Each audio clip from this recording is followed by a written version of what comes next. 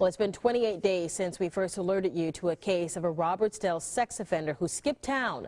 John Smith disappeared last month on the same day he was supposed to be sentenced on child pornography charges.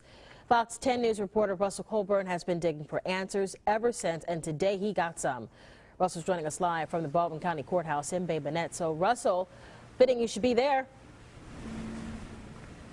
Yeah, Lenise, since this is where John David Smith was supposed to be back on March 22nd. Instead, back at his Robertsdale home, he cut off his electronic monitoring device and hit the road.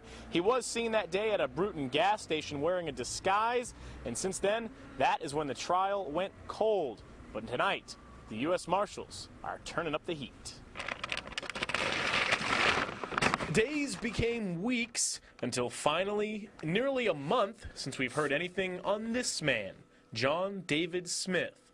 The Baldwin County District Attorney's Office searched his home last month. The convicted sex offender is awaiting sentencing on child pornography charges.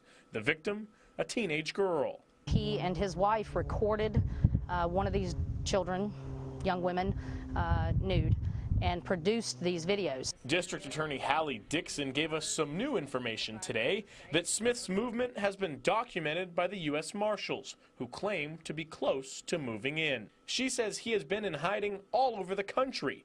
We wanted to know how he could slip through the cracks in the first place. With those heavy charges, obviously hindsight's 2020 that he ran from the law, but with those charges, the degree of those, why was he allowed to go home even with a monitor in the first place? He actually made bond. I think you are aware of this. He made bond back in 2006. Unfortunately, unless somebody breaks the conditions of their bond, we are not allowed to revoke their bond. Even if we believe and even if we have every reason to suspect, we are not able to revoke a bond until a person breaks those conditions. Not even a registered sex offender.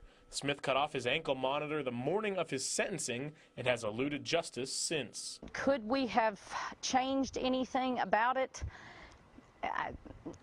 No. I mean, I can honestly say that he was not going to show up for trial or he was not going to show up for sentencing. And for us, at least we had a heads up when he fled. Now, the DA and all of us are left waiting for justice to be served for the victim. If Dixon has her way, Smith will die in prison.